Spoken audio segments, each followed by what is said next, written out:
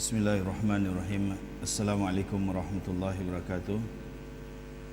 Innal hamdalillahi nahmaduhu wa nasta'inuhu wa nastaghfiruh wa na'udzu billahi min shururi anfusina wa min sayyiati a'malina.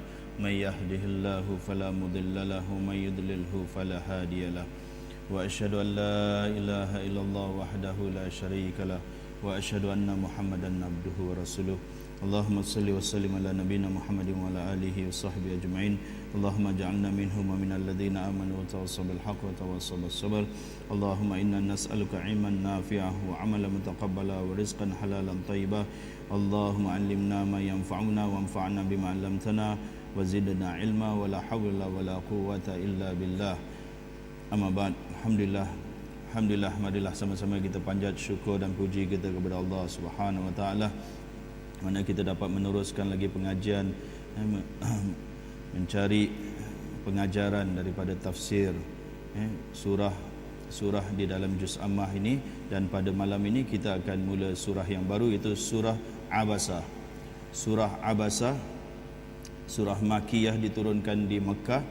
Surah yang ke-80, ada 42 ayat. Allah Subhanahu wa taala berfirman, ba'da a'udzubillahi minasyaitonir rajim. Bismillahirrahmanirrahim.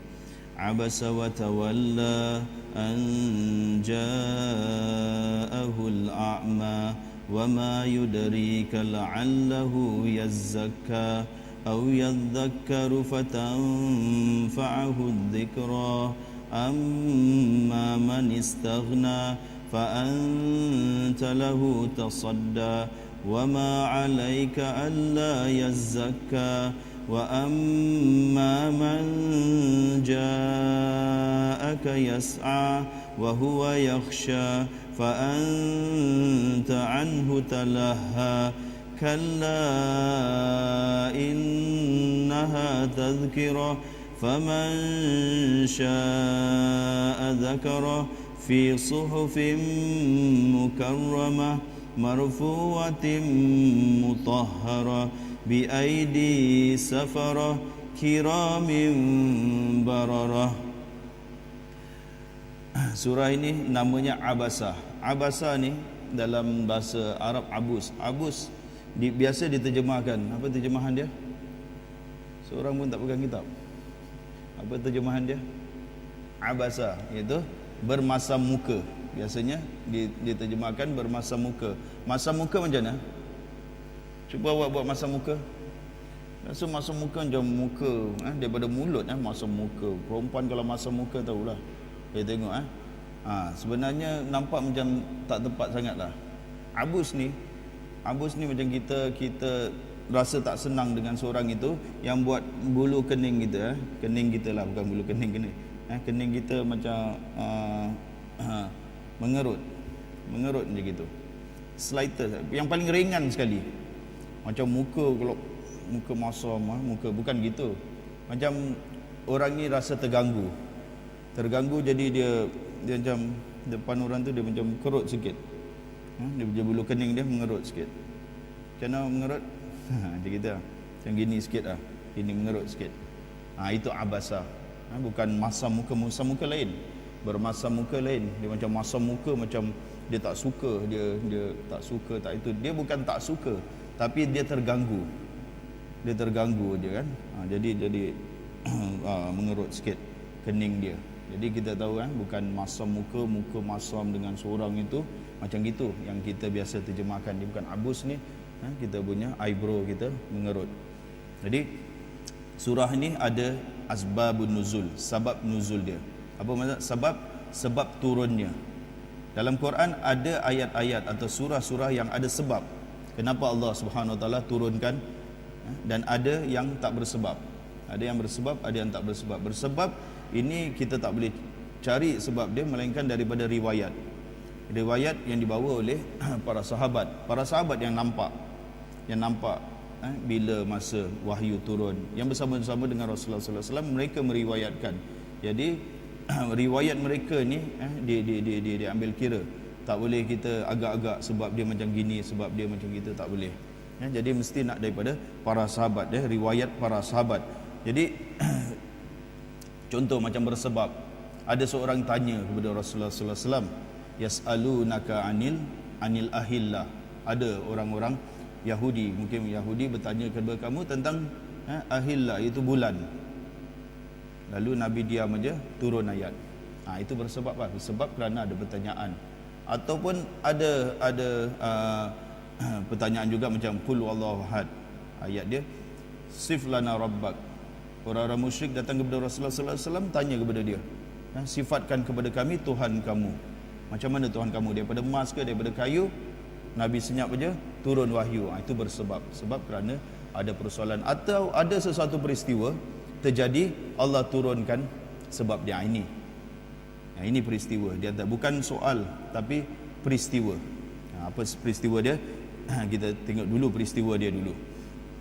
Di mana lebih dari satu orang, kebanyakan ahli tafsir menyebutkan pada suatu hari Rasulullah sallallahu alaihi wasallam pernah berbicara dengan beberapa pembesar kaum Quraisy. Kita tahu Rasulullah sallallahu alaihi wasallam dia mengajak dakwah kepada orang, bukan orang-orang bawah saja. Di mana yang terima di Mekah tu banyaknya orang-orang biasa, hamba-hamba, bekas-bekas hamba dan orang-orang miskin, yang ramai daripada mereka yang menerima. Tapi Rasulullah sallallahu alaihi wasallam juga target dapat pembesar-pembesar, ketua-ketua masyarakat Quraisy, supaya senang bila ketua dulu tribal punya sistem, puak atau tribal apa yang cakap, sistem tribe lah. Puak ni dapat dia punya kepala je, dia macam kita Indian lah, Red Indian, mana kata Red Indian. Kalau kepala dia aja masuk Islam, semua pengikut dia akan masuk Islam. Jadi dulu punya sistem macam tu, ketua je masuk Islam aja, dia punya geng-geng, dia punya masyarakat dia, penduduk tempat itu akan masuk Islam. Macam penghulu di sinilah, penghulu. Jadi Rasulullah sallallahu alaihi wasallam target kepada pembesar-pembesar supaya cepat proses untuk Islam ni cepat berkembang. Daripada seorang Rasulullah akan jadi tangkap kepala je, ramai yang akan masuk Islam. Jadi pada waktu itu dah nampak ada kesediaan orang-orang kafir Quraisy ni untuk mendengar Rasulullah sallallahu alaihi wasallam berbicara. Jadi Rasulullah rasa ini satu opening yang baik sekali. Dalam berbincang dengan mereka ni, mereka dah nak dengar Rasulullah sallallahu alaihi wasallam, dan ini satu peluang yang baik untuk mereka menerima Islam. Kalau masyarakat Arab terima Islam, maka pasti Islam akan menjadi kuat. Kalau satu negara yang terima Islam semua kuat, maka di situ kekuatan Rasulullah sallallahu alaihi wasallam untuk menyebarkan Islam. Jadi ketika beliau sedang berbicara dengan pembesar-pembesar ni, ada dalam riwayat lain ada nama-nama pembesar-pembesar, Utsbah, ada beberapa nama. Sini dia tak tulis nama. Tiba-tiba sedang berbual dengan pembesar-pembesar, tiba-tiba muncul Abdullah ibn Ummi Maktum. Abdullah ibn Ummi Maktum atau Ibnu Ummi Maktum ni seorang yang buta. Seorang yang buta. Dikatakan dia ni sepupu kepada Khadijah radhiyallahu anha, isteri Rasulullah sallallahu alaihi wasallam. Jadi ada kena mengena. Biasanya Abdullah bin Ummi Maktum ni selalu datang ke rumah Rasulullah sallallahu alaihi wasallam, dan beliau ni seorang yang buta, di mana dia juga di antara orang-orang yang awal memeluk agama Islam. Maka Abdullah bin Maktum pun bila sampai saja, dia buta, dia tak tahu Rasulullah sallallahu alaihi wasallam sedang dalam meeting. Dia tak tahu. Dia pun datang kepada, maka Ibnu Abi Maktum bertanya kepada Rasulullah sallallahu alaihi wasallam dalam riwayat yang lain, ya Muhammad, kerana dia biasa sebelum turun ayat lah melarang. Nanti di Madinah baru ada ayat yang turun melarang para sahabat panggil Nabi sallallahu alaihi wasallam dengan perkataan ya Muhammad. Kita kalau baca Quran, awak baca Quran, ada tak perkataan ya Muhammad? Ada tak? Ya Musa ada, ya Isa ada, ya Nuh ada. Ada tak ya Muhammad? Tak ada. Ya ayyuhal muzammil, ya ayyuhan nabi, ya ayyuhar rasul, ya ayyuhal muddathir. Semua gelaran. Allah Subhanahu wa taala pun tak panggil nabi dengan ya Muhammad. Dalam Al-Quran Allah tak panggil Rasulullah sallallahu alaihi wasallam. Sayangnya Allah dengan Rasulullah sallallahu alaihi wasallam tak ada ya Muhammad. Surah Muhammad ada. Nama ya Muhammad tu tak ada. Muhammad Rasulullah. Kalau dalam surah Muhammadur Rasulullah. Jadi dia cakap ya Muhammad allimni bima 'allamakallah. Allimni, ajarlah aku apa yang Allah ajar engkau. Ajarlah aku apa yang Allah ajar awak. Dia cakap gitu. Jadi dia datang untuk belajar. Dia tak tahu buta, dia tak tahu. Rasulullah sallallahu alaihi wasallam dalam meeting, ya Muhammad alimni bima, mungkin tempat pintu ke, di pintu ke, mungkin Rasulullah sallallahu alaihi wasallam, atau di mana tak dicakaplah di sini. Tapi dalam satu majlis dia datang kepada Rasulullah sallallahu alaihi wasallam dan diminta Rasulullah sallallahu alaihi wasallam mengajar kepadanya. Dan Nabi sallallahu alaihi wasallam sendiri dia nak teruskan dengan perbincangan. So dia tengok dah ada peluang ni, dah ada peluang. Mereka ni nak mendengar dia. Jadi mana yang lebih utama ni? Dia melayan sahabat dia ni, ataupun dia teruskan meeting dia. Jadi di sini kita tengok kalaulah kita pun ada seorang Muslim datang nak bertanya dengan kita sedang menerangkan Islam dengan seorang yang non-Muslim, orang Islam, orang minat, agak-agak awak macam mana? Dia ni dah minat ni nak masuk Islam ni, kita tengah terangkan. Kalau ada kawan kita datang, Ustaz nak tanya sikit lah Ustaz soalan fikir, boleh bagi sekejap, tunggu sekejap tak? Pasal ini peluang kan. Takkan kita nak cakap awak gitu. Kita tengok ini peluang lagi kan, kita nak, dia nak masuk Islam, yang ni dah masuk Islam. Jadi ini nak masuk Islam, semua dia nak tanya beberapa persoalan ke apa yang dia tak tahu aja. Ini nak masuk Islam. Jadi Rasulullah sallallahu alaihi wasallam pun dalam keadaan sebersalah, dan beliau pun dia mengerut. Kita agak mengerut dahi dia atau kening dia, bulu kening dia kepada Ibnu Ummi Maktum, Abdullah bin Ummi Maktum. Rasulullah sengaja tak nak sakitkan hati dia? Tak, pasal dia tahu orang ni buta, tak nampak. Orang ni tak nampak. Kalau orang yang nampak, dan Rasulullah cakap, tak ada cakap pun. Tak ada cakap, sibuklah pun. Atau cakap, boleh itu tak? Tak ada cakap apa-apa, cuma itu saja. Rasulullah mengerut saja kening dia, maka beliau sambil dia berpaling, dia mengerut aja, lepas tu dia layan, dia teruskan perbincangan. Itu saja Rasulullah sallallahu alaihi wasallam buat. Tak besar sangat kita cakap, bukan Rasulullah cakap dengan dia apa-apa pun, itu saja. Maka Allah Subhanahu wa taala turunkan surat Abasa wa Tawalla. Kita rasa kita jangan bila cakap tentang Rasulullah sallallahu alaihi wasallam, kita nak kena careful sikitlah, berhati-hati, jangan cakap tentang Rasulullah sallallahu alaihi wasallam ni macam kita turunkan martabat dia. Kita tengok Rasulullah buat salah, tengok Rasulullah gini, kita tak boleh. Dalam perkara ni, kerana apa? Standard kita dengan standard kita lah dengan standard Rasulullah tak sama. Mungkin kalau ini terjadi kepada orang biasa tak menjadi kesalahan. Mungkin tak jadi kesalahan. Macam kita solat malam, kalau kita tak tinggal solat malam, berdosa tak? Kesalahan tak? Solat malam, bangun je dah subuh, tak sempat solat qiyamul lail, solat malam, dosa ke tak? Tak. Tapi bagi Rasulullah sallallahu alaihi wasallam, solat malam tu wajib. Jadi ada perkara tu yang Rasulullah sallallahu alaihi wasallam, standard yang Allah tetapkan untuk Rasulullah tu sungguh tinggi. Sungguh tinggi. Bagi perkara-perkara yang sedikit aja, kita pada orang biasa tu tak ada apa-apa. Tetapi bagi Allah, dia tegur Rasulullah sallallahu alaihi wasallam kerana sikap Rasulullah sallallahu alaihi wasallam. Kita pun kita tahu Rasulullah tu maksum dia dari segala dosa. Jadi ada beberapa maksum ni, dia bukan macam yang kita faham. Orang maksum ni macam setengah agama dia akan maksum ni orang yang suci, holy man ke apa kan, yang tak berbuat dosa. Bukan itu, bukan macam itu. Dalam Islam maksum ni, kadang Rasul ni buat salah, tapi Allah maafkan. Nabi Adam buat salah tak? Buat. Allah maafkan. Ada perbuatan-perbuatan itu maksum, jadi dia diampuni, kesalahan dia diampuni. Allah tegur dan dia istighfar. Allah tegur, dia istighfar dan dia ampuni. Dalam keadaan ni, bila Allah Subhanahu wa taala tegur Rasulullah sallallahu alaihi wasallam, bila setiap kali Abdullah bin Ummi Maktum datang aja, Rasulullah akan layan dia. Bukan Rasulullah menyindir, tapi Rasulullah benar-benar orang inilah menyebab Allah tegur aku. Orang inilah menyebab Allah tegur aku. Jadi Rasulullah sallallahu alaihi wasallam merasai di situ dia telah melakukan sesuatu yang tak kena, lalu dia istighfar kepada Allah Subhanahu wa taala. Jadi Rasulullah sallallahu alaihi wasallam, walaupun macam kita lah, kita solat. Kita solat, lepas kita solat, Assalamualaikum warahmatullahi, Assalamualaikum warahmatullahi, apa yang kita baca? Sunnahnya kita baca apa? Alhamdulillah, Allahu Akbar. Tak? Subhanallah. Tak. Apa sunnah dia?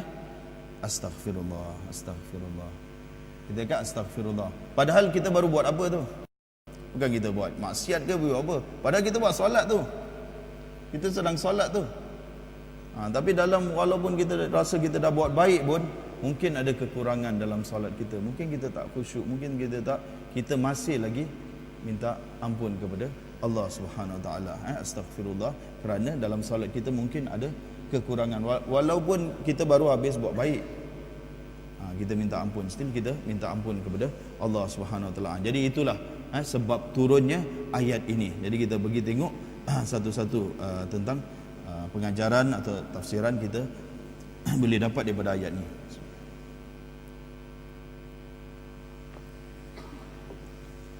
Bismillahirrahmanirrahim. Abasa. Kita nak cakap apa? Abasa bermasam muka ke? Saya rasa macam tak kena masam muka. Masam muka ni lain sikit. Dia mengerut dahinya. Frown kalau dalam bahasa orang putih frown ke frown he frown. Dia gitu. Wa tawalla, dan dia berpaling. Itu siapa? Dan tengok Allah Subhanahu Wa Taala bila tegur Rasulullah sallallahu alaihi wasallam, Allah tak kata abasta wa tawallaita. Kita ambil lah bermasam muka, susah juga nak terjemah kan. Cakap engkau bermasam muka dan engkau berpaling. Rasul Allah cakap macam gitu tak? Tak. Macam awak kalau buat silap, guru cakap, Muhammad, engkau ni gagal, engkau tak jawab betul. Wah, rasa macam semua orang tengok dalam kelas kan. Rasa macam malu kan? Betul tak? Tak. Kalau saya cakap ini, Muhammad, bukan Muhammad lah, tak cakap nama Muhammad pun. Cakap, ada orang ni, dia tak jawab dengan betul. Ada si fulan ni, dia tak jawab, ada seorang ni, third person third party kita kata. Ada seorang ni, dia tak jawab dengan betul. Dia buat silapan kerana dia jawab begini. Satu orang pun tak tahu. Dia pakai third party kan, rasa macam tak direct. Kalau direct, harsh. Macam keras sikit. Engkau telah lakukan ini. Tapi kita cakap, ada seseorang tu, dia buat gini, dia buat gini. Ini pun tak terasa. Jadi Allah Subhanahu Wa Taala pakai third party. Abasa wa tawalla, dia abas, dia mengerut keningnya, dahinya, dan dia berpaling. Anja'ahul a'ma, ketika ataupun kerana dia didatangi, dia datangi al-a'ma, seorang buta. Di sini Allah Subhanahu Wa Taala mengatakan yang datangi orang yang buta, dan kita tahu kita tak boleh menghina orang kerana kecacatan dia. Buta cacat ke tidak? Buta cacat tak? Cacat. Tapi dalam hal ini macam kenapa Allah macam nampak kita bukan menghina, bukan, ada orang tu tak kenal. Macam kita contohlah dalam kelas kita ada seorang yang tinggi, ahli yang tinggi. Ahli mana? Ahli tinggi. Kita cakap, ahli mana? Kita kata tinggi tu bukan menghina dia tinggi sangat, atau ahli mana? Ahli pendek. Kita kadang kena cakap supaya orang kenal. Dia yang mana? Yang buta, si buta. Jadi Allah Subhanahu Wa Taala bukan menghina di sini, iaitu di sini dia dikenali memang sebagai orang yang buta. Tidak, orang tak kenal siapa dia. Jadi orang yang buta kita tahu. Pada waktu itu siapakah orang yang buta? Anja'ahul a'ma, kerana dia didatangi oleh seorang yang buta. Wama yudarika la'allahu yazzakka. Baru Allah cakap ka di sini dan jalan, dan apakah jalan? Apakah engkau mengetahui? Boleh tak adakah apakah jalan engkau dapat mengetahui tujuannya, wahai Muhammad? Tengok, dia datang kepada Rasulullah sallallahu alaihi wasallam pada waktu itu untuk apa? Untuk apa? Untuk belajar. Ini tujuan belajar. Siapa yang tetapkan? Allah Subhanahu Wa Taala. Kita datang belajar mesti ada ni. Kalau tidak memang tak kena. Kenapa kita datang belajar? Allah dah cakap apa tujuan belajar ni, dan apa jalannya engkau dapat mengetahui. Wa ma yudrika la'allahu, barangkali, mungkin, barangkali la'allahu yazzakka, dia ingin mensucikan, membersihkan jiwanya. Itu satu tujuan belajar.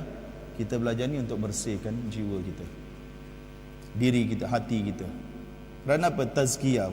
Ustaz Ismail kan dah ajar kan, tazkiyah, pembersihan jiwa ni. Satu and foremost, first kali adalah membersihkan diri daripada kesyirikan. Dosa yang paling besar sekali kesyirikan. Seorang itu tak tahu, dia datang sini, dia dengar tentang star, bintang. Awak bintang apa? Sejio ke, Squirrus ke, apa tu, Scorpio ke apa gitu.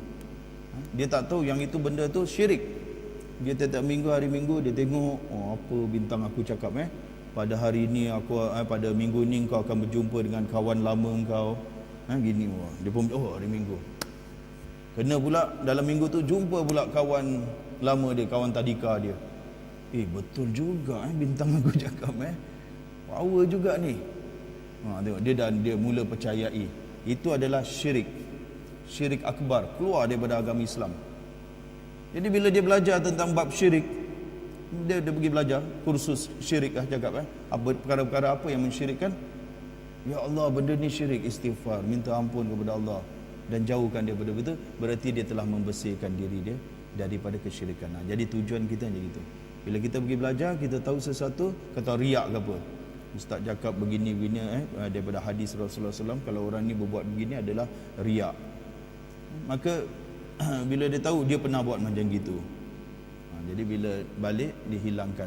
Itu membersihkan diri dia daripada first adalah syirik, ataupun daripada nifak, penyakit munafik.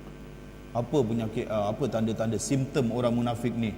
Wa idza qamu ila salah qamu kusala. Apabila mereka nak mendirikan solat, mereka mendirikan solat dengan malas-malas. Ini sifat orang munafik ni. Orang-orang munafik mengejek-ejek, make fun daripada agama Allah. Buat ejek. Apabila kamu bertanya kepada orang munafik ni, kenapa kau ejek-ejek? Qalu kunna nal'ab. Kita main-main aja. Kita main-main. Qul abillahi wa ayatihi wa rasulihi kuntum tastahzi'un. Apakah dengan Allah, dengan ayat-ayatnya, dengan rasulnya kamu bermain-main, gurau senda?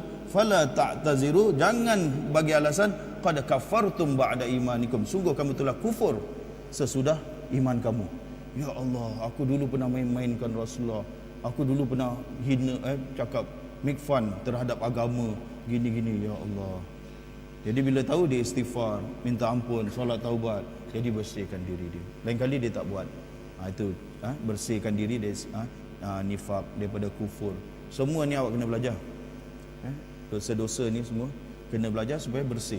Diri kita bersih. Kita pun nak bersih dulu. Jangan sibuk nak ibadat, setiap solat sunat malam gini tapi tak bersih. At-takhalli qabla tahalli. Pembersihan didahulukan daripada tahalli ni, macam berhias, perhiasan. Kita nak berhias, nak make up kan, mesti nak cuci muka dulu baru boleh make up. Jadi kena bersihkan diri dulu. Kena bersih. Ini kita tuntut ilmu, kata Allah, adalah untuk pembersihan jiwa kita. Pembersihan la'allahu yazakka, itu satu. Dia datangi, Allah cakap barangkali dia nak membersihkan diri dia. Au yadzakkaru, atau dia nak mendapat peringatan. Fatanfa'ahu dzikra, maka peringatan itu bermanfaat. Jadi kan dua cara kan. Minggu lepas atau hari Minggu saya cakap, kadang kita datang untuk ilmu, kadang ilmu itu kita dah dengar tetapi sebagai peringatan, zikra. Orang ni datang, dia dah tahu, itu kita nama tazkirah. Tazkirah perkara yang kita dah tahu tapi dia memberi kita peringatan. Allah Subhanahu Wa Taala bagi, manusia dah tahu semua tentang solat, manusia dah tahu, tapi kita slack kadang. Kita nak kena diingatkan kepentingan solat jemaah cakap. Kadang slack. Mula-mula 5 waktu dah bagus, turun lagi 4 waktu, 3 waktu, 2 waktu. 2 waktu je dalam satu hari kita solat jemaah. Bila ditegaskan tentang kepentingan solat jemaah, khutbah ke apa ke, belajar ke apa, ditegaskan, wake up sikit. Ya Allah, pentingnya solat jemaah ni. Jadi peringatan itu berguna kepada kita. Jadi dua tujuan orang menuntut ilmu. Satu, untuk membersihkan jiwa dia. Lagi satu, sebagai peringatan. Kadang dia dah tahu, jangan cakap Allah benda ni lagi. Biasa orang yang tak datang, dia cakap apa? Pergi masjid, Allah ustaz repeat benda-benda tu juga. Apa nak buat? Quran ni macam gitulah. Quran kalau kita berdengar setiap malam, imam baca, benda tu juga tak? benda tu juga. Al-Fatihah kita baca, itu juga. Al-Fatihah kita baca. Kita nak cakap apa? Kenapa ni baca Fatihah je? Kenapa setiap rakaat nak kena baca Al-Fatihah? Peringatan kan? Peringatan. Iyyaka na'budu wa iyyaka nasta'in, akan dikaulah kami menyembah dan akan dikaulah kami meminta pertolongan. Itu semua adalah sebagai peringatan bagi kita. Kadang dalam Quran semua kita dah baca, kita ingat. Jadi dua tujuan. Kemudian Allah Subhanahu Wa Taala biasanya dalam surah dalam juz amma Allah terangkan kita dua golongan ni. Satu golongan orang yang taat kepada Allah, satu orang yang tak taat kepada Allah, orang yang kafir. Satu mukmin, satu kafir. Ini satu mukmin. Hidup dia adalah mencari ilmu untuk membersihkan diri dia atau untuk mendapat peringatan. Amma man istaghna. Ni yang kamu ya Muhammad layan mereka ni. Amma man istaghna, adapun orang yang istaghna. Istaghna ni dari perkataan ghani. Ghani ni apa? Ghani kaya. Kaya ni apa? Dia tak berhajat kepada orang lain. Dia orang kaya. Ya. Fakir ni apa? Orang yang berhajat. Orang yang fakir. Kalau kaya, orang yang tak berhajat kepada orang lain. Tapi di sini istaghna, merasa, bukan dia kaya sangat. Dia tak kaya sangat, tapi merasa diri dia kaya dan cukup dan tidak berhajat kepada bimbingan Allah melalui Al-Quran. Dia tak perlukan Quran dalam hidup dia. Kadang kita pun termasuk orang-orang Islam pun termasuk sekarang ni. Berapa ramai orang yang berhajat kepada Al-Quran? Berapa ramai orang yang berhajat kepada Al-Quran, kepada ajaran Al-Quran? Kadang textbook kita lebih kita baca daripada Al-Quran. Maaf katalah, buku universiti kita, buku teks kita, buku ini lebih kita tatap, lebih kita itu, kerana kita berhajat kepada ilmu ni. Quran tu nanti lah. Tu nanti malam Jumaat aku baca nanti. Itu pun bukan nak dapat ilmu. Nak buat apa? Nak transferkan pahala je. Baca untuk hadiahkan orang lain pahala. Itu aja. Atau Quran tu untuk apa? Tak tahulah. Untuk halaukan jin, untuk ini je. Kita berhajat pada certain aspect aja daripada Al-Quran. Pengajaran dia tak payahlah. Aku tak perlukan Al-Quran. Kita boleh hidup tak tanpa Al-Quran? Boleh. Yang berjaya ni semua orang-orang berjaya, orang yang dapat kejayaan dunia lah kita cakap. Mereka gunakan apa? Quran. Tak. Jadi kita orang boleh berjaya tanpa Al-Quran. Tanpa ikut panduan Al-Quran pun boleh jadi menteri, boleh jadi ini, boleh jadi orang hebat, boleh jadi ini tanpa Al-Quran. Jadi manusia rasa tak perlukan Al-Quran dalam hidup dia. Kita tak perlukan Al-Quran. Jadi ada penyakit ni dalam orang Islam. Nak tengok kalau kita memerlukan sesuatu tu, kita akan bawa dia di mana-mana. Kita perlu duit tak? Duit kita perlu tak? Siapa yang tak bawa wallet? Siapa yang tak bawa wallet? Semua bawa. Macam mana? Kain pun udah ikat juga. Macam mana pun pakai kain pun ikat juga wallet. Ini aku perlu. Pasal apa? Dia berhajat. Bila dia berhajat kepada sesuatu, dia bawa benda tu di mana-mana. Dia berhajat kepada benda tu.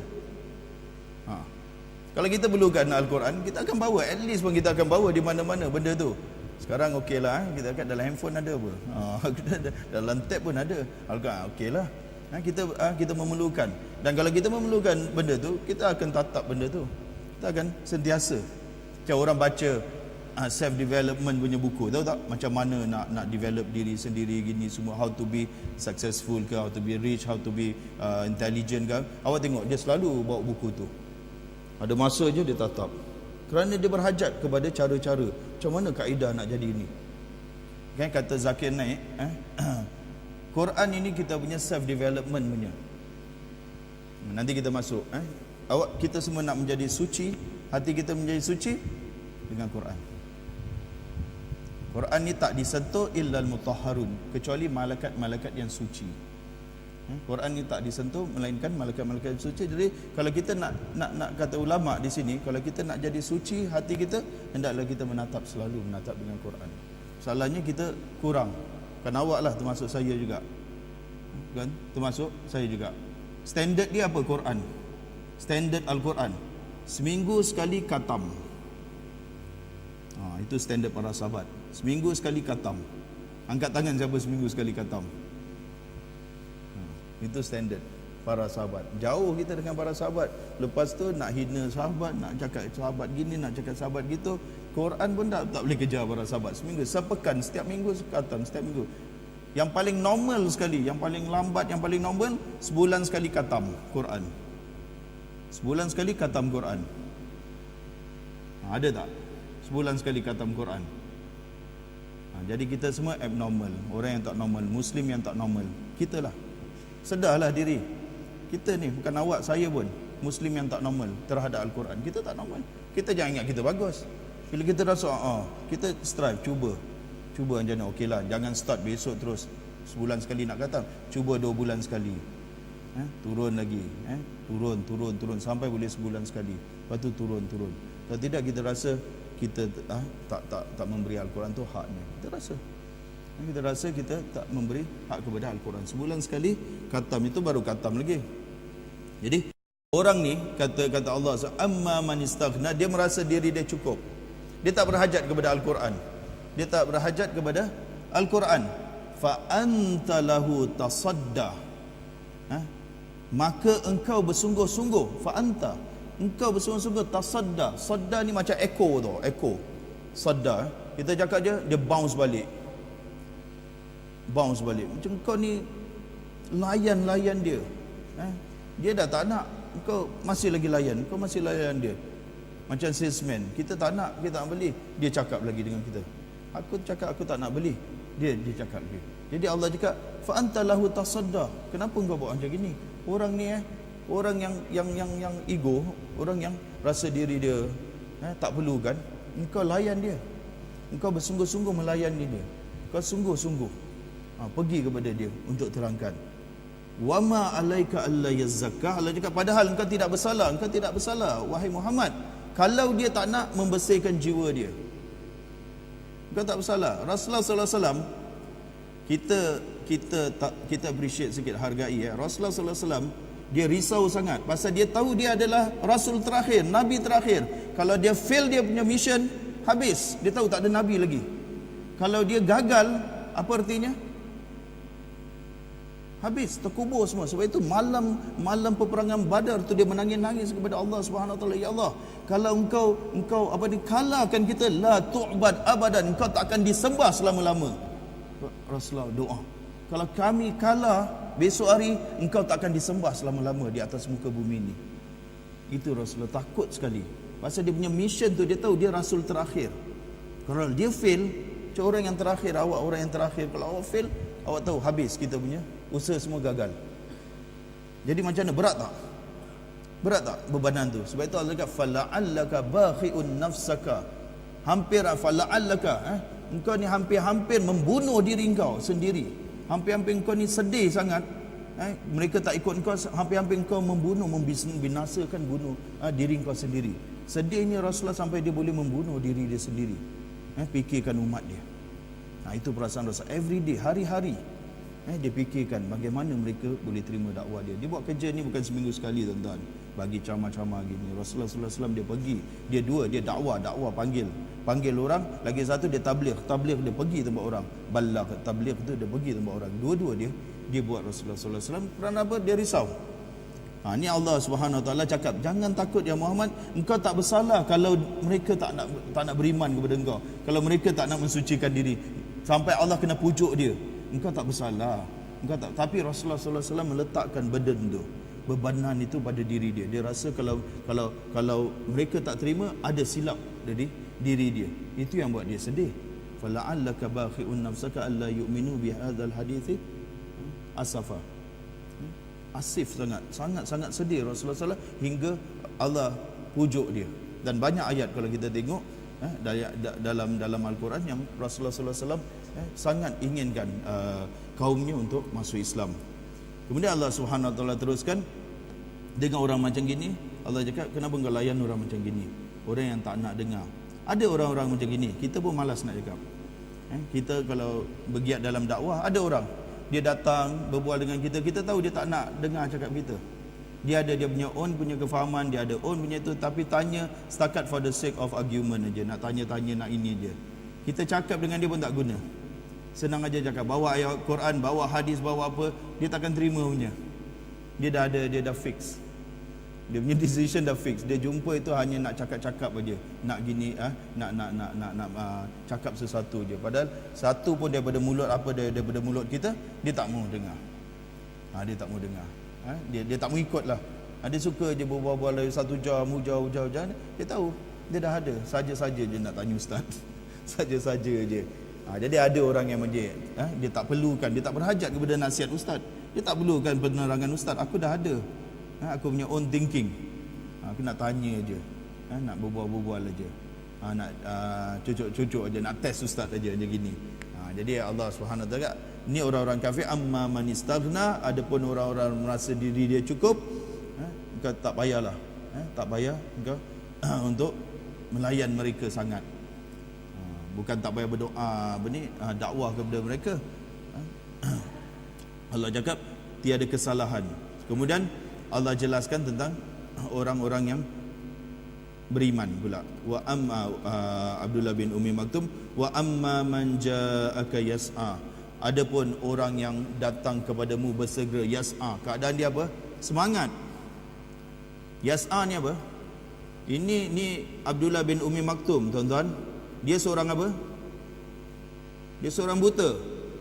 Bagaimana dia berjalan, orang buta jalan? Cepat ke lambat? Orang buta kalau jalan slow. Tapi Allah sifatkan dia apa? Wa amma man ja'aka yas'a. Adapun orang yang datang dengan kau bersegera, bersemangat. Cari ilmu macam gitu, nak bersemangat. Datang awal, datang ini bersemangat dengan segala persiapan, semangat sikit. Itu cari ilmu. Kita datang duduk tempat awal cari semangat sikit. Yas'a itu yas'a, sa'a yas'a. Yas'a ni dia ada semangat sikitlah. Datang. Bukan nari ada kelas, tak ada kelas, tak apalah. Aku kalau ada time aku pergilah. Kalau tak ada time tak payah pergi. Itu bukan yas'a. Orang yang bersegera, orang yang bersemangat tu bukan gitu. Jadi Allah gambarkan orang mukmin ni dia bersegera kepada kebaikan, kepada ilmu ni dia bersegera. Datang awal gini, duduk, siapkan diri dia. Moga-moga Allah Subhanahu Wa Taala merahmati kita semua. Wa huwa yakhsha. Ni kita cakap wa huwa yakhsha, dalam hati dia apa? Ada apa? Khasyah. Satu dia bersegera, satu dia yakhsha. Yakhsha kepada apa? Kepada Allah Subhanahu Wa Taala. Dia takut kepada Allah Subhanahu Wa Taala. Takut akan melanggar perintah-perintah Allah Subhanahu Wa Taala. Takut Allah murka dengan dia. Jadi ada khasyah. Itu cakap ilmu tu, menuntut ilmu, dia punya result dia, natijah dia adalah khasyah. Adalah khasyah. Kalau kita lepas menuntut ilmu bertahun-tahun buat maksiat, tak takut pun dengan Allah untuk buat maksiat, maka tak ada yakhsha, tak ada khasyah situ. Menuntut ilmu pun suka juga menuntut ilmu. Kapal pun bawa pokok tempat sunyi pun suka juga. Kita question mark, mana khasyah? Takkan ilmu pun suka belajar ilmu, tiap-tiap malam belajar ilmu, lepas tu malam habis isyak jumpa tempat mana tasik, duduk duduk tempat tasik gini 2 orang. Okey pula. Tadi maghrib ada dalam kelas. Ini something wrong. Moga-moga lah lepas tu kena belajar lah, jangan stop lah. Moga-moga kita rasa takut. Bila lepas ni, bila dah bertahun kita belajar ilmu, nak SMS awek ke nak SMS itu tangan macam menggeletar sikit. Nak telefon tak? Nak telefon tak? Rasa macam gitu, ada sikit khasyah. Ada takut sikit. Nak telefon tak? Nak cakap tak? Nak itu ada sikit khasyah. Itu ada berita baik sikit lah. Ada sikit. Tapi yang just selamba je, macam tak ada khasyah, tak ada itu, something wrong. Dalam penuntut ilmu, kadang tujuan kita, kadang kita tak tadi kita cakap tujuan matlamat menuntut ilmu apa? Untuk mensucikan diri atau sebagai peringatan untuk kita mendapat, tak ada. Dia datang bukan nak peringatan, dia datang bukan nak mensucikan diri. Itu dia datang apa? Nak dengar-dengar je. Dari balik duduk tempat ini, baik dengar, cakap dengar-dengar je. Jadi macam gitulah, dengar, tak serius. Jadi dia tak betul-betul ada tujuan, orang yang ada tujuan dalam menuntut ilmu. Jadi tak membuahkan khasyah. Khasyah, wa huwa yakhsha. Kata Allah, wa huwa yakhsha, dan dia dia merasa takut. Dan Allah Subhanahu wa taala cakap, fa anta anhu talaha. Fa anta, dan engkau Muhammad daripadanya talaha. Talaha ni macam alhaakumut takatsur. Talaha ni lahun. Lahun ni kita dah cakap kan, entertainment, macam kita buat apa ni, sibuk dengan sesuatu perkara ni, dengan game kita sampai lupa belajar.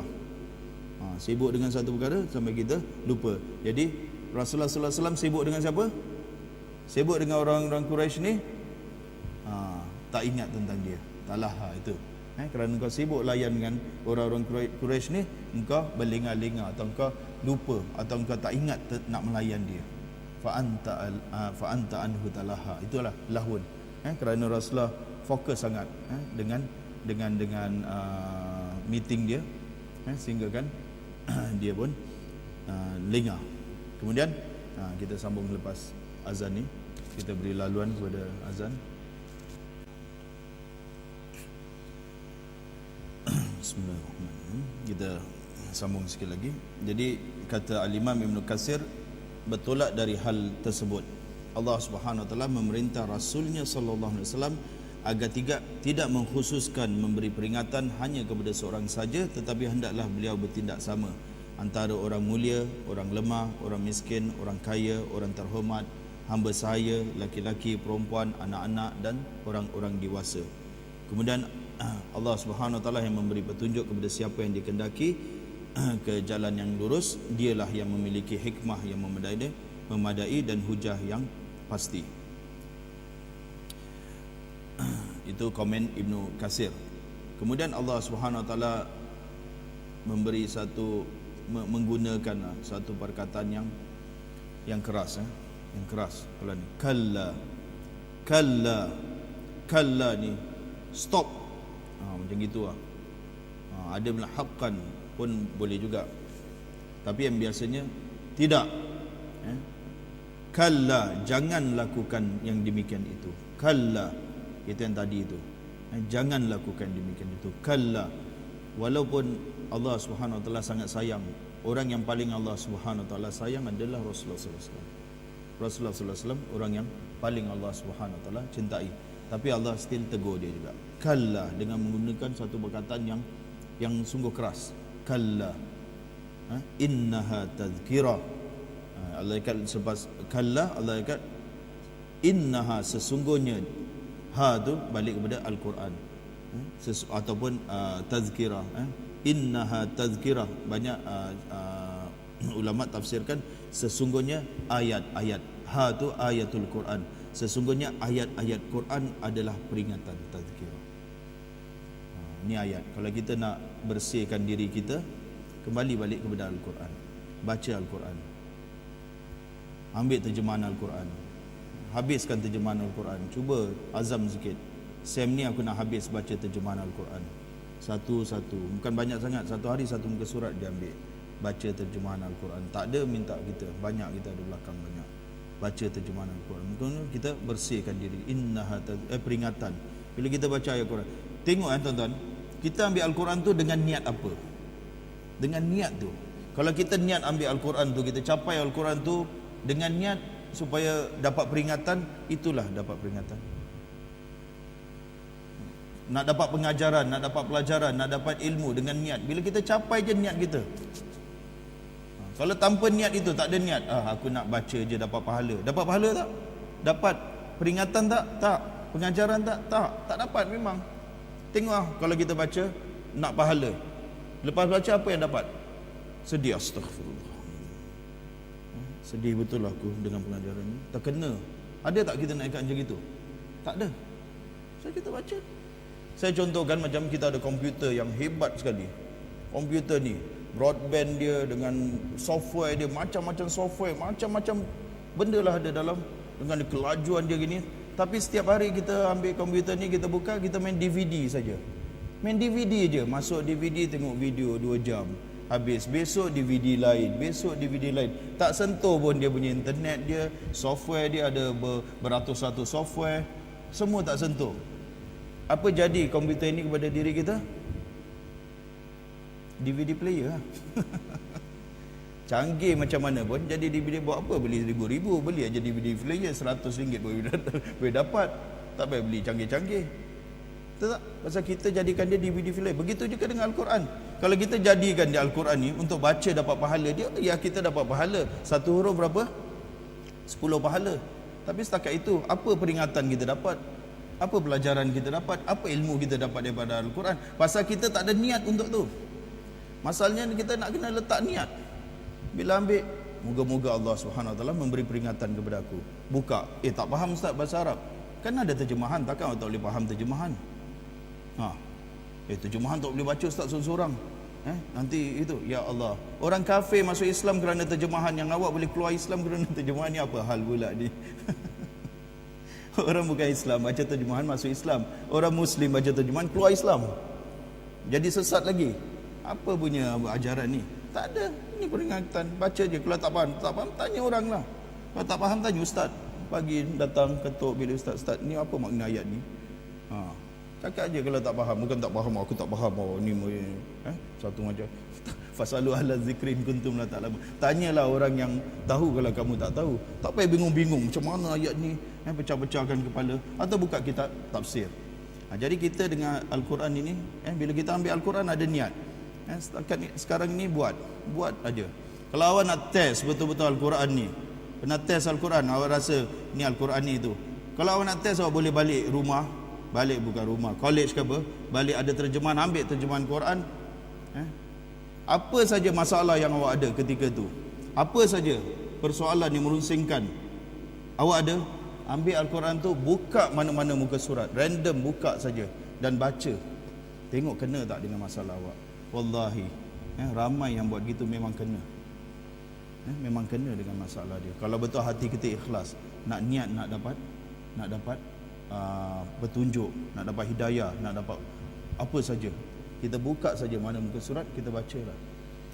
Kita tengok macam seolah-olah Allah bercakap dengan awak, Allah bercakap dengan kita. Saya pernah test dalam satu kelas saya, siapa ada masalah angkat tangan. Semua diam. Ustaz, selamat dia tak ada masalah. Saya ingat nak tutup, seorang pelajar mendengar dua. Dia angkat tangan, saya ada masalah Ustaz. Awak nak jawapan? Okey, awak nak jawapan. Saya pun ambil terjemahan Quran. Saya cakap pilih mana muka surat. Pilih. Pilih. Buka. Dia pun buka. Saya cakap baca ni. Ini jawapan awak. Subhanallah. Muka dia terus pucat terus. Apa dia cakap? Cukup Ustaz. Cukup. Muka dia terus berubah. Pucat muka dia. Cukup Ustaz. So dia cakap, menggeletar tangan dia. Cukup. Menggeletar dia cakap cukup. Kawan dia cakap, aku nak tengok. Betul lah. Marah kawan dia sebelah dia kan. Cakap betul lah. Aku dah dapat apa. Saya menyesal pula, tak bookmark pula kan. Sebab mana. Saya pun tutup. Okay, dah dapat jawapan dia. Jangan beritahu orang lain. Itu awak dengan Allah aja. Kali apa ya? Nak tengok juga apa je. Subhanallah. Cuba je kita. Itu Al-Quran Ini kita cakap dengan kalamullah. Kita bercakap dengan kalamullah, memang dia akan datang. Cuba ada masalah, buka aja random je. Ini biasa orang lakukan. Random tengok macam mana. Boleh pengsan awak. Kalau betul-betul. Boleh pengsan bila tengok tepat-tepat. Tepat-tepat apa yang awak tanya tu dia datang dengan hati yang bersih, dengan hati nak minta petunjuk. Dan niat tu penting. Niat bila ambil Quran itu penting. Faman syaa'a dzakara. Barang siapa yang mahu, maka dia ambil peringatan. Ini Allah kata faman syaa'a. Siapa di antara kamu yang nak, ambillah peringatan daripada Quran. Tak nak, sudah. Al-Quran ini bukan nak terhege-hege dengan kita. Senang. Al-Quran tak terhege-hege. Bacalah aku, tak ada. Nak baca. Tak nak, awak jawab nanti. Rabbi lima hasyartani a'ma. Rabbi, wahai Tuhanku, kenapa aku bangkitkan dalam keadaan buta? Kadzalika atatka ayatuna fanasitaha. Begitulah telah datang ayat-ayat kami, telah datang Quran kepada kamu, fanasitaha, engkau lupa tentang Al-Quran. Maka hari ini engkau pula dilupakan. Al-Quran tak kisah. Dia menolong kita di dalam kubur. Dalam kubur siapa menolong kita? Siapa pernah dengar hadis sahih bagaimana seorang itu mendapat layanan dengan kubur dia diluaskan terang benderang, layanan hebat sekali. Malaikat tanya kepada ni hadis sahih ni, apa amalan kau di dunia? Apa amalan kau di dunia sehingga kau mendapat layanan yang baik ni? Qara'tu kitab Allah, aku baca kitab Allah. Fasaddaqtuhu, aku membenarkan, fa amantu bihi, dan aku beriman dengan dia. First apa? Qara'tu kitab Allah, aku baca kitab Allah. Macam awak nak pass exam, kita di kubur ada exam tak? Itu trial, kita punya final year punya exam tu dalam final punya exam, final punya trial, atau soalan itu dalam 3 soalan je. 3 soalan aja. Nak jawab apa? Nak jawab mesti baca buku. Buku apa? Al-Quran. Takkan bagi exam dalam kubur ni suka-suka nak jawab macam gitu. Tak baca buku. Sekarang boleh masuk exam hall tak baca buku. Ini awak nak masuk exam hall mana? Bawah tanah ni. Gelap gini semua. Soalan 3 soalan aja nak jawab ni. Tak baca buku. Buku apa Ustaz nak baca? Quran lah. Buku apa lagi? Qara'tu kitab Allah. Dia jawab apa? Qara'tu kitab Allah. Aku baca kitab Allah. Senang aja jawapan dia. Kan susah sangat untuk kita baca. Allah dah bagi kita kemahiran, kebolehan untuk baca Al-Quran, untuk memahami Al-Quran. So, kita gunakan. Sering baca Al-Quran. Qara'tu kitab Allah. Faman sya'a dzakarah. Siapa yang nak, dia mengambil peringatan daripada Al-Quran itu. Fi suhufim mukarramah. Ini ayat-ayat Quran ini adalah tersimpan dalam naskah-naskah yang dimuliakan. Suhuf itu yang kitab-kitab yang dimuliakan, marfu'atim mutahhara, yang tinggi lagi suci. Situ ya, mutahhara. Dan siapa nak kesucian, dia kena dekat dengan Al-Quran. Siapa nak kesucian, dia kena dekat dengan Al-Quran. Itu mutahhara bi aidi safarah, di tangan malaikat-malaikat, di lauh mahfuz, kiramim bararah. Itu malaikat-malaikat yang mulia lagi yang berbakti kepada Allah Subhanahu Wa Taala. Ini mulianya Al-Quran, dia ditinggi sekali. Al-Quran yang asli dia adalah di atas, di lauh mahfuz. Kita tahu Al-Quran turun 2 peringkat. Satu dari lauh mahfuz, dia turun ke lauh mahfuz, kemudian ke Baitul Izzah, kemudian baru turun ayat-ayat dia. Tapi yang asli dia di atas, dengan para malaikat yang menjaga Al-Quran ini. Jadi kalau kita dalam ini ulama cakap, siapa yang nak membersihkan diri dia, yang mensucikan diri dia, maka dia kena baca Al-Quran banyak. Saya pesan pada diri saya sendiri, kadang kita lupa perkara-perkara ini, kita sibuk dengan perkara-perkara lain. Kita baca Al-Quran banyak-banyak supaya hati kita bersih. Dan kalau kita tak faham, kita tengok terjemahan dia. Tak faham juga, tengok terjemahan dia, tengok tafsiran dia. Ada tafsir. Kita dah standard universiti ni, takkanlah tak boleh baca tafsir. Takkanlah tak boleh baca tafsir. Sekarang online tafsir, berapa tafsir kita nak, semua ada. Baca satu, jangan baca banyak-banyak. Jangan, aku nak habiskan, khatamkan satu surah. Jangan baca, ambil satu ayat aja. Ambil satu ayat aja. Apa ayat dia? Alhamdulillahi Rabbil Alamin. Cukup. Kalau sadar aku tak ada time, ambil Alhamdulillahi Rabbil Alamin, baca tafsiran Alhamdulillahi Rabbil Alamin. Apa maksud dia? Besok Ar-Rahmanir Rahim. Apa maksud Ar-Rahmanir Rahim? Baca sendiri, jangan tunggu ustaz. Alhamdulillah, ni mana dengan siapa nak belajar ni? Tak, tengok terjemahan. Lepas tu tengok tafsiran, online ke, offline ke, apa saja kita tengok. Tak ada, jumpa saya. Kalau nak tafsir 30 juz Ibnu Katsir, saya boleh bagi dalam PDF punya mode. Boleh bagi. Balik boleh dalam laptop, tak payah beli. Kalau beli mahal, 900, 600, 700. Kalau dengan saya free je, saya bagi PDF-nya. 30 juz. Nak surah apa pun, kita tengok tafsiran dia. Macam yang saya baca tadi tu. Nampak? InsyaAllah, moga-moga Allah Subhanahu Wa Taala membuka pintu hidayah, kemudian memberi hidayah dan menjadikan kita orang-orang yang ahlul Quran, ahlullah. Orang yang ahli Quran ni adalah ahli Allah Subhanahu Wa Taala. Dekat kita dengan Al-Quran, azam untuk kita sentiasa dekat dengan Al-Quran, dan moga-moga Allah Subhanahu Wa Taala menyelamatkan kita daripada menjadi orang yang buta Al-Quran. Kan tadi buta kan, atau orang yang Rasulullah sallallahu alaihi wasallam mengadu kepada Allah. Rasulullah tak pernah mengadu tentang hal lain. Kita agak Rasulullah tak mengadu. Satu perkara aja Rasulullah mengadu. Satu perkara aja, apa dia? Ya Rabbi inna qaumi ittakhadhu hadzal Qur'ana mahjura. Wahai Tuhanku, sesungguhnya kaumku, umatku telah menjadikan Al-Quran ini sesuatu yang disia-siakan. Sesuatu yang tak pedulikan. Mahjuran ni hajar hijrah. Yang ditinggalkan. Sesuatu yang ditinggalkan. Betul tak? Beberapa orang yang tak baca Al-Quran, moga-moga Allah Subhanahu Wa Taala menyelamatkan kita, melindungi kita daripada termasuk orang yang hajrul bil Quran, iaitu orang yang meninggalkan Al-Quran. Wallahu a'lam bissawab. Saya rasa cukuplah untuk kita pada malam ni. Marilah sama-sama kita tutup majlis dengan tasbih kafarah. Subhanakallahumma wa bihamdika asyhadu an la ilaha illa anta astaghfiruka wa atubu ilaik. Aqulu qawli hadza astaghfirullahal azim li wa lakum.